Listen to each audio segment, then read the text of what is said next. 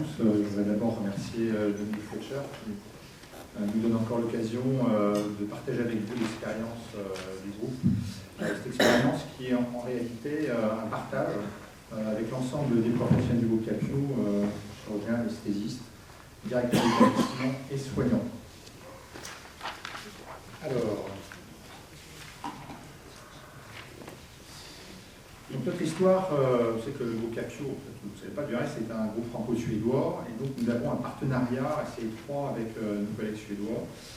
Et au début de nos premiers contacts, on a fait quelques constats. Le premier, c'est que pour produire à peu près le même type de soins, vous voyez le deuxième chiffre, le nombre de sorties ici par millier d'habitants, est à peu près le même, mais pour réaliser ces prises en charge, nous avons besoin en réalité d'une capacité hospitalière quasiment du double. Pour deux raisons. D'une part, parce que nous avons des SSR en quantité importante, ce qui n'est pas le cas en Suède, et d'autre part parce que nous gardons nos patients un petit peu plus longtemps. En revanche, pour ce qui concerne les blocs opératoires, vous voyez que nous avons une organisation qui est probablement plus satisfaisante que ce que l'on peut trouver en Suède. Alors évidemment que le taux d'ambulatoire à l'époque était nettement moins intéressant. Deuxième constat, nous avons observé que nos collègues en Europe du Nord travaillaient selon un paradigme de soins que nous connaissions déjà en chirurgie cardiaque, puisque les travaux de Schein nous avaient démontré que le fast-track, l'extubation précoce, permettait de raccourcir la durée en soins intensifs post-opératoires de chirurgie cardiaque avec des meilleurs résultats tant cardiologiques que pulmonaires. Donc les premiers travaux pour nous étaient de cet ordre-là, c'était ma spécialité, c'est quelque chose que je connaissais bien. Et puis Kellett avait également fourni des travaux vraiment intéressants, Pascal a déjà cité ce matin, premiers travaux publiés dans les débuts des années 90, confirmés après au milieu des années 90, avec des prises en charge de chirurgie colorectale sur des délais très courts de 2 à 3 jours, et initialement quand même avec des taux d'hospitalisation importants, près de 20% sur les premiers papiers. Et puis autour de Kellett s'est formé un groupe de praticiens, c'est dénommé le groupe ERA, c'est notre Convoluted Surgery, des groupes essentiellement avec des Anglais, des gens d'Europe du Nord. Et à l'époque, il n'y avait pas encore de Français. Et ils ont publié des recommandations et ils continuent à en publier régulièrement, tous les 3 à 4 ans. Et parallèlement à cette expérience, on a vu des pays comme les Pays-Bas, l'Australie, la Nouvelle-Zélande, développer des programmes nationaux, toujours en chirurgie colorectale.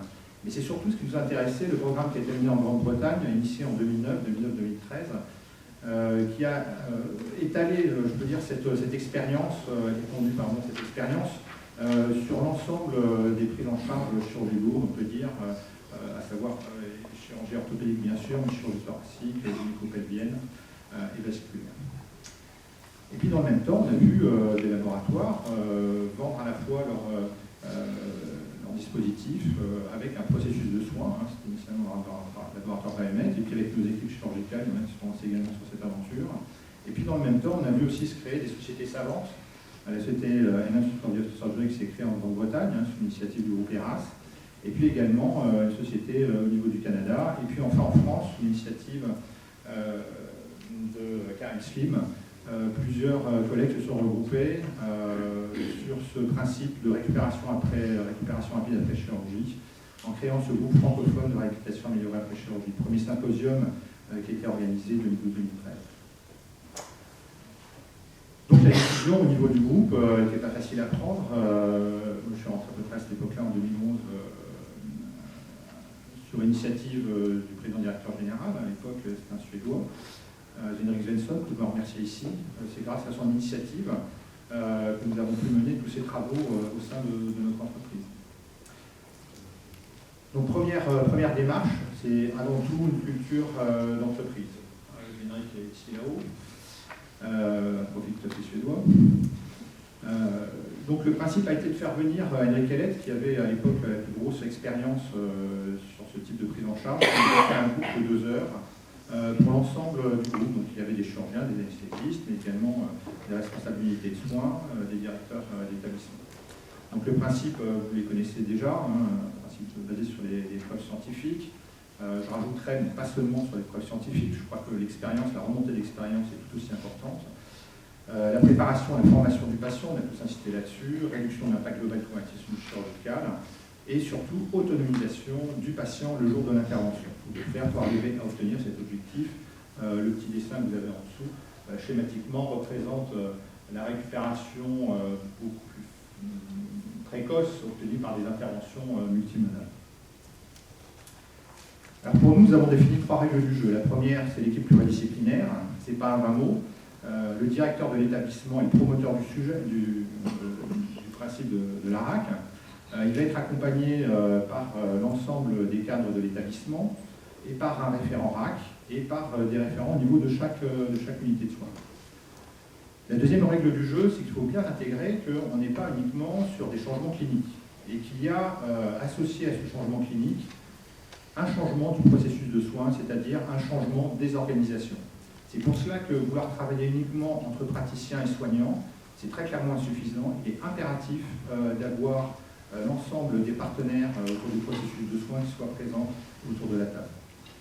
La troisième règle du jeu, c'est qu'on est sur des problèmes complexes. Le système hospitalier fait intervenir beaucoup de monde, il y a beaucoup de choses à mettre en commun. Et nous avons tous une vision un petit peu en silo de nos activités. La vision de l'infirmière n'est pas celle du chirurgien, n'est pas celle de l'anesthésiste, n'est pas celle du directeur, etc. C'est donc pour cela qu'il est nécessaire de réaliser des interventions multimodales, à chacun devant apporter la pierre à son édifice. Troisième point important dans ce programme, il est extrêmement utile de partager le parcours de soins avec tous les intervenants. Et un parcours de soins, ce n'est pas quelque chose qui est écrit, c'est un schéma. C'est un schéma qui va développer les différentes étapes et les interactions qu'il y a entre ces différentes étapes, et à partir desquelles on va pouvoir effectivement créer des protocoles. Ce schéma clinique, il n'est pas strictement hospitalier. Il y a une étape qui est pré-opératoire, mais surtout pré-hospitalière. Cette étape, elle est fondamentale. C'est cette étape de préparation dont vous avez entendu parler tout à l'heure. Et puis nous avons une étape bien sûr hospitalière, vous connaissez, je ne vais pas développer. Et puis ensuite, il y a une étape à domicile, jusqu'à la consultation de récupération d'intégrum. Et c'est l'intégralité de ce chemin clinique qui est sous notre responsabilité et que nous devons gérer. Pourquoi ce petit pain violet que vous voyez en haut sur la flèche ici? C'est pour signaler que ce n'est pas par une intervention qu'on arrive à s'en sortir. Ce n'est pas parce qu'on aura effectivement réglé le problème de l'analgésie multimodale qu'on aura réussi à mettre en place ce programme.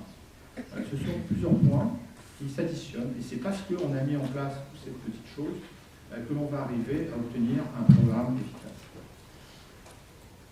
Je vais rater un petit élément qui est l'audit de conformité de résultats. Là encore, on doit évaluer le processus de soins avec des indicateurs de processus. Mais il faut également évaluer le processus de soins avec des résultats que je développerai un petit peu plus loin. Et in fine, ce que l'on cherche à obtenir, c'est une qualité des soins optimisée, en faisant non pas une rupture complète de la prise en charge, il faut intégrer l'expérience qui est déjà dans la structure et la modifier par petites touches. Et c'est donc par des gains marginaux que l'on arrive à transformer un peu ce qui était déjà en place, en faisant intervenir les soignants, les patients, et les gestionnaires, parce qu'in fine, ce que l'on recherche, c'est une chirurgie indolore et sans risque. Donc, unis tous ces éléments-là, on a débuté ce programme un petit peu avant 2012, bon, enfin, disons qu'il a vraiment été lancé dans les entreprises du groupe en 2012, et il nous a fallu à peu près un an de préparation. Alors, ce programme comportait une feuille de route avec des charges, des référents RAC, des sites pilotes et des indicateurs de qualité de soins.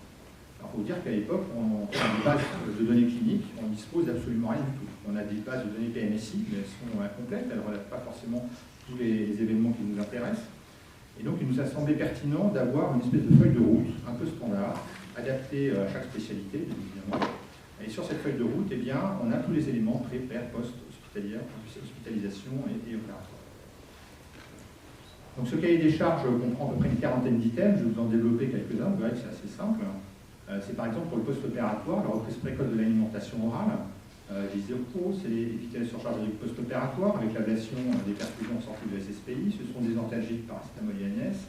D'éviter les opiacés systématiques, ce qui oblige à mettre en place l'analgésie multimodale, qui est vu dans le plan précédent. D'évaluation de la douleur, mais pas seulement une évaluation qui est faite sur le dossier patient, mais une évaluation qui permet de récupérer des données de population. Une mobilisation planifiée précoce, à la fois sur le J0 avec des objectifs patients, mais également sur le J1, toujours avec des objectifs patients qui ont été donc, proposés aux patients opératoires pour cette formation. Une tenue vestimentaire civile. Dès le J0, on demande aux patients de s'habiller avec ses propres habits confortables, qui ne se sentent pas dans une situation d'hospitalisation et d'attente de cette hospitalisation. L'utilisation d'une checklist de sortie systématique. C'est une checklist infirmière, clinique. Il n'y a pas de données biologiques ou morphologiques qui sont associées avec cette checklist. On peut éventuellement l'ajouter, bien évidemment, mais le but du jeu, c'est d'amener les équipes de soins à nous valider une sortie sur des éléments cliniques. Et puis des informations qui doivent être transmises de façon extemporanée aux praticiens. Vous savez qu'on a l'obligation dans les établissements de santé aujourd'hui de disposer d'une boîte mail sécurisée. Là, je vous ai proposé le type appliqué parce que c'est celui qui est le plus utilisé aujourd'hui en France par les médecins de ville. Mais il y a d'autres possibilités, bien sûr, organisationnelles. Alors les référents RAC, pour nous, ça a été un point extrêmement important. Je ne vous cache pas que ce n'est pas très facile de les recruter, parce qu'il faut des gens d'expérience, il faut des gens qui aient la confiance des professionnels de santé, à la fois des soignants, mais également des praticiens. Donc un très bon contact, mais aussi des gens qui savent prendre des décisions, qui savent un petit peu conduire les choses. En libéral, on est dans une co-entreprise. On a l'entreprise clinique, bien sûr, d'un côté, et puis l'entreprise de tous les médecins, chirurgiens anesthésistes qui sont regroupés dans les cabinets libéraux.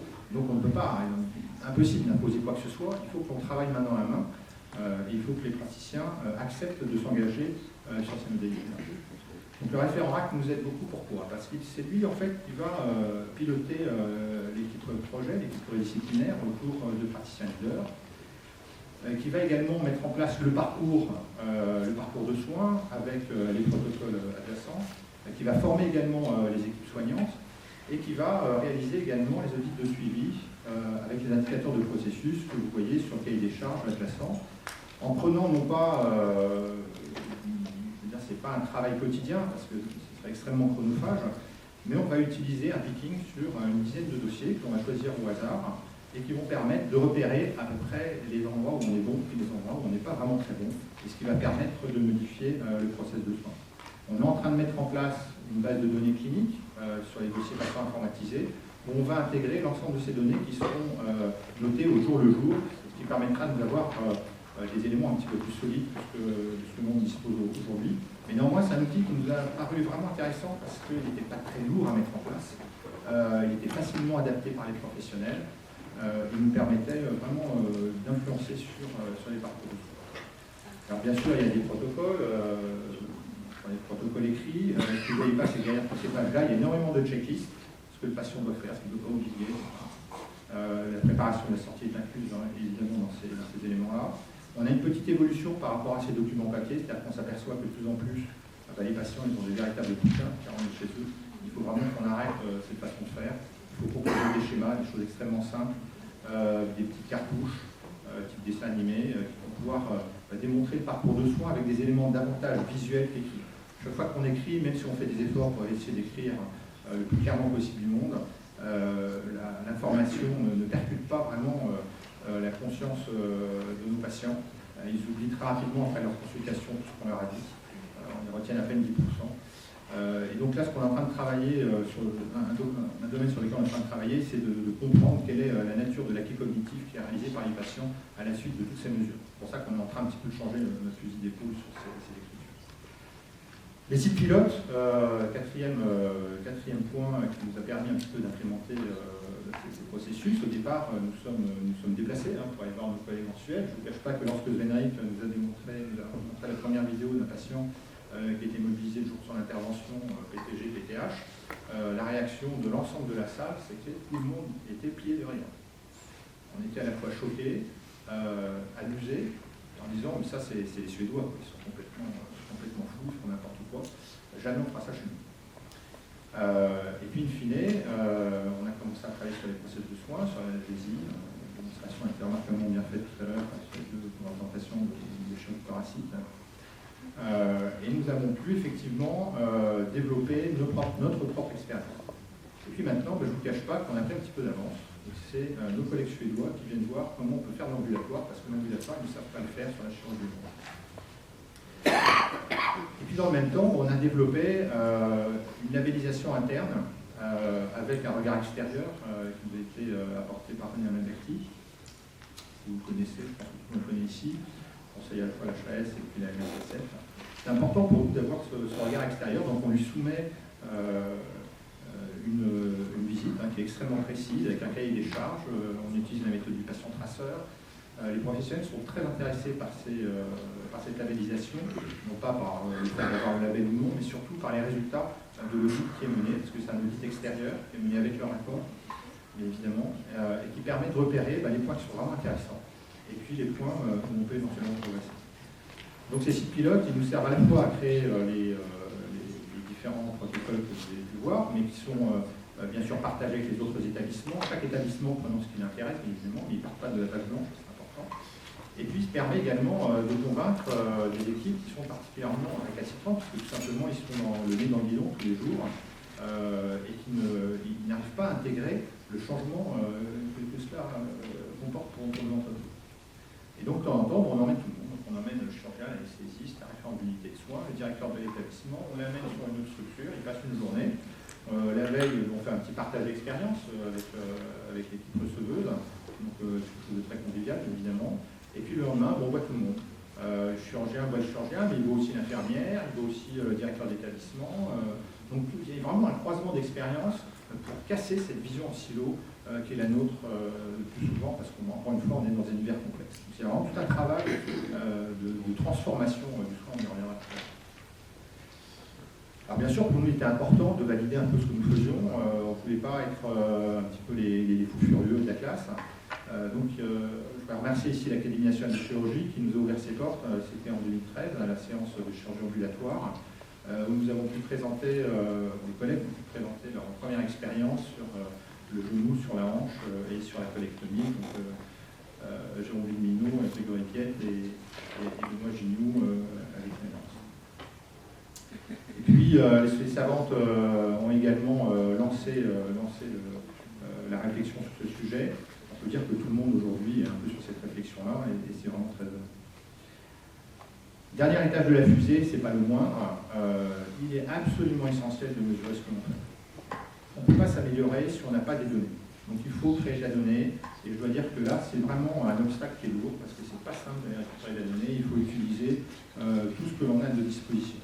Les patients, les infirmières, les praticiens, tout le monde doit s'y mettre pour récupérer ce que l'on peut de manière à étudier le processus de soins. Je dirais qu'on dispose aujourd'hui de 3 types de résultats, des résultats cliniques qui sont liés à une évaluation médicale, on peut parler du taux de réhospitalisation, on va préciser ce qu'on entend par réhospitalisation, les taux de complications, donc mortalité, des résultats cliniques évalués par les patients, extrêmement importants, c'est de la donnée qui est extrêmement pertinente, il faut prendre des choses faciles, comme le QFD par exemple, 5 questions qui permettent d'évaluer la qualité de vie, d'évaluer également la récupération post-opératoire, ça commence un petit peu plus lourd, il y a 15 questions, ou des scores fonctionnels, comme le HOUS et le POUS, qui sont validés au niveau international pour évaluer l'évolution fonctionnelle articulaire pour la hanche. Et puis les résultats d'expérience vécue par les patients, que ce soit en nature de satisfaction d'informations reçues, de la prise en charge, du service du confort. Habituellement, quand on voit un patient, ils sont toujours très contents de leur chirurgien, ils pensent qu'ils ne vont peut-être pas s'en tirer, donc s'ils s'en tirent, c'est très heureux. L'anesthésiste, s'ils vont pas mal, mais ils sont contents, surtout s'ils arrivent à le voir.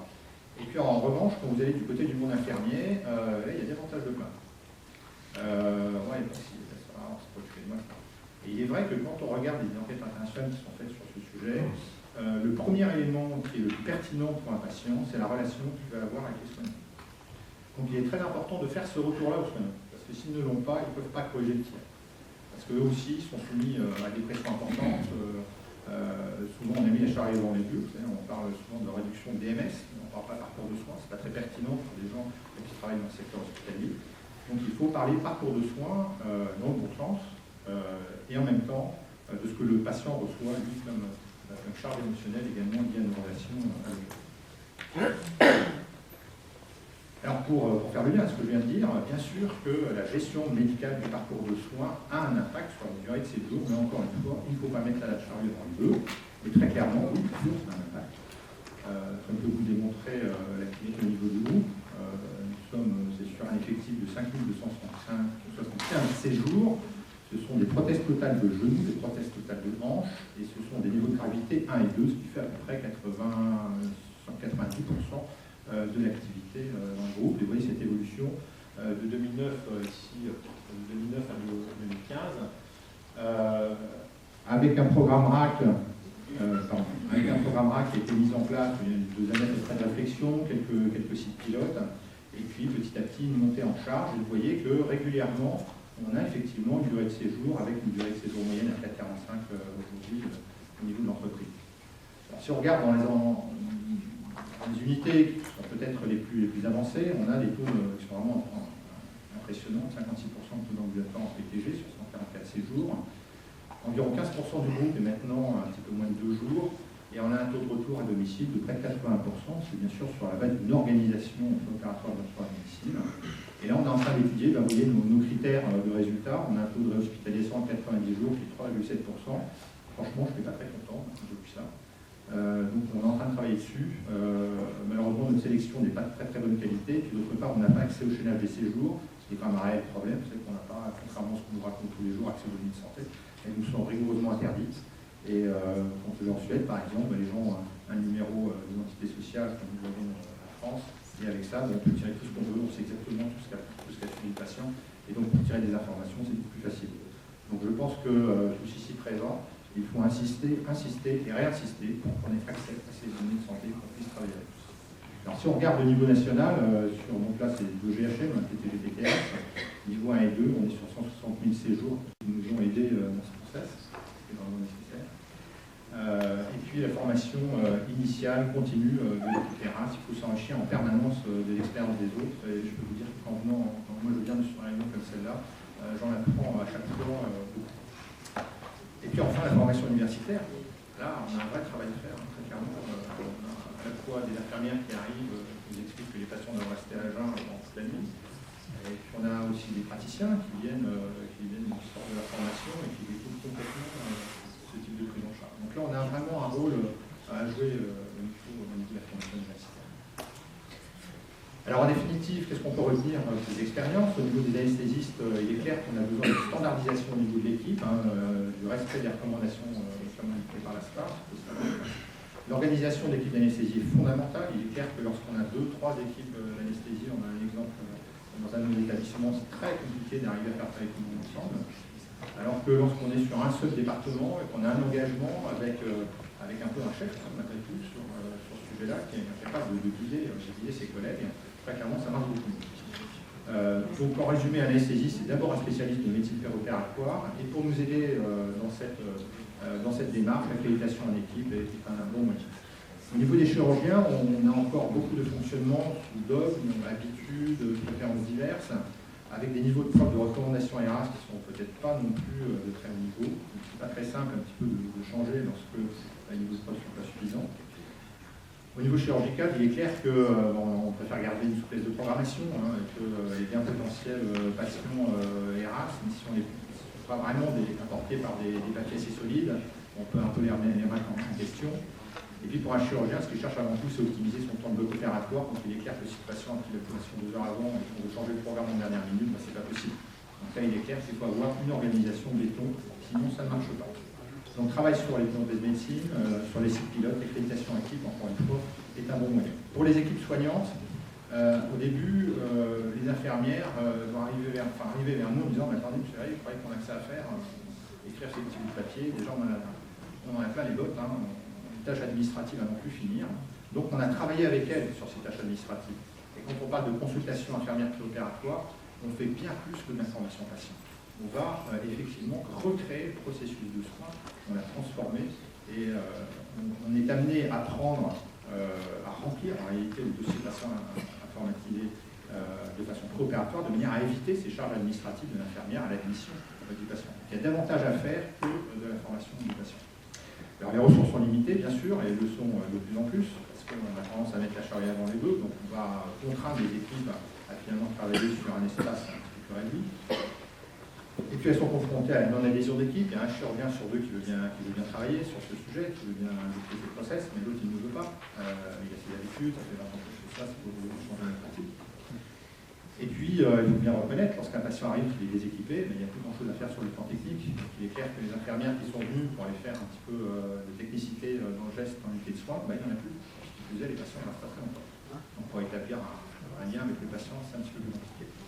Mais il y a des choses qui sont mises en place et qui permettent de conserver ce lien, comme par exemple l'appel des patients, que ce soit en pré ou en post-opératoire. Et puis, in fine, on a des révisions de poste. Il est clair qu'à chaque fois qu'on a une réduction de la durée de séjour au niveau de l'équipe, eh bien, on a des réductions de poste. Sinon, on est en reste. Donc, ce n'est pas un très bon signal à apporter à des professionnels de santé. À chaque fois que je fais bien, on est un petit peu moins au niveau des travail à faire. Donc, formation, bien sûr, des IDE. Formation, mais également accompagnement par les DERAC. Il est important aussi d'enseigner tout le monde par l'intermédiaire de séminaires avec des connaissances croisées. Et le travail des ressources humaines est absolument fondamental parce qu'il faut effectivement recréer de nouvelles activités, expliquer, accompagner et ne pas laisser les gens dans une vision fausse avec une certaine détresse parfois. Les correspondants de ville, on encadre l'ensemble de nos professionnels, médecins traitants, infirmières, kinésithérapeutes. Voilà. Donc le principe, c'est d'aller diffuser auprès de ces professionnels les mêmes informations qui sont au niveau de nos structures. J'ai l'habitude de dire que le médecin généraliste est le prescripteur de la RAC. Alors bien sûr, c'est un peu excessif en présentant ça, mais il est vrai que si le médecin généraliste ne connaît pas le parcours de soins, ne connaît pas ses principes, il peut avoir des attitudes extrêmement contre-productives. On a vu des patients mis sous morphine en post-opératoire, de prothèse totale de hanche, alors qu'il n'avait absolument aucune douleur, mais il était persuadé que les patients allaient vraiment souffrir dans le jour qui suivait. Donc, la façon que vous appelez, on a effectivement corrigé le tir. C'est dire l'importance qu'on a d'emmener l'ensemble du tissu médical qui est autour de nous, et je parle bien de tous les tissus médicaux, j'ai oublié les pharmaciens. Donc formation et séminaire RAC. Pour le directeur de l'établissement, c'est pas simple. C'est pas simple parce qu'on va lui dire, écoutez, moi j'ai besoin d'avoir une référente RAC. Elle dit, vous êtes bien gentil, vous la trouvez comment votre référente RAC? Moi j'ai pas les moyens de faire ça aujourd'hui. Donc il faut vraiment s'accompagner mutuellement dans ce process. Démontrer qu'effectivement, on va pouvoir réorganiser petit à petit l'ensemble de la structure hospitalière, alors qu'effectivement, on va être confronté à ces charges fixes. Il est vrai que si vous voulez faire une réduction de l'équipe hospitalière, eh bien, il va falloir que vous fonctionnez avec un certain cliquet, un certain délai. Il faut à peu près 15 à 17 lits non occupés pour pouvoir modifier votre structure hospitalière. Inversement, vous pouvez mettre d'autres activités sur ce point. La dégressivité tarifaire pose un problème. Si vous augmentez trop votre activité, vous faites sanctionner également. Et puis le droit de base, on est franchement dans l'aberration. En l'espace de 24 heures d'hospitalisation, vous pouvez majorer ou minorer entre 300 à 1000 euros en fonction des GHM, d'autres rémunérations. Alors les patients, je l'ai mis en dernier, mais c'est parce que c'est plus important, on ne pas oublier celui-là. S'il est ignorant de son parcours de soins, on n'a pas préparé son retour à domicile. On ne veille pas à l'observance de ce qui a été décrit, notamment à l'équipe cognitive, qu'on ne gère pas une levée de bloc, qu'on ne s'inquiète pas d'une qualité post-opératoire, mais très clairement, ces process ne seront pas fonctionner. Donc s'inquiéter de la formation, si c'est ça, c'est important. Là encore, la consultation idéocréote, l'école des patients, mais aussi des outils de suivi, de relation patient qu'on est en train de mettre en œuvre. Et puis un réseau d'infirmières qu'on a intérêt également à mettre en place autour de ces prises en charge. Alors pour conclure, je dirais que un peu pour boucler avec Gilles Bertrand ce matin, pour nous, ça n'est pas uniquement de la prise en charge un petit peu différente. On transforme littéralement nos processus de soins. Notre modèle aujourd'hui, c'est la chirurgie ambulatoire, et on doit appliquer ce modèle à toutes nos prises en charge. Ça ne veut pas dire que tout le monde va être en ambulatoire, mais ce modèle-là, c'est celui-ci. On a un taux d'ambulatoire dans notre entreprise, toutes spécialités confondues, médico-chirurgicales, à plus de 60%, et en chirurgie, on est à près de 57%. C'est vrai qu'il y a des activités qui s'y prêtent particulièrement, comme l'ophtalmo, comme la stomato. Très clairement, je vais sortir cette réflexion-là, mais quand je regarde en chirurgie digestive, par exemple, on est à près de 40% d'ambulatoire, en chirurgie orthopédique, on est à près de 52%. Donc on voit vraiment qu'il faut vraiment que l'on change notre logiciel cérébral et que l'on travaille ensemble sur cette transformation de notre organisation. Ça passe probablement par une vision à donner à long terme pour l'ensemble des professionnels, de cibler les activités avec effectifs importants, de visiter les centres de référence, de travailler sur une principale, de former les patients et leurs proches, les soignants également, de travailler sur la multimodale et de sécuriser bien sûr la santé. Voilà.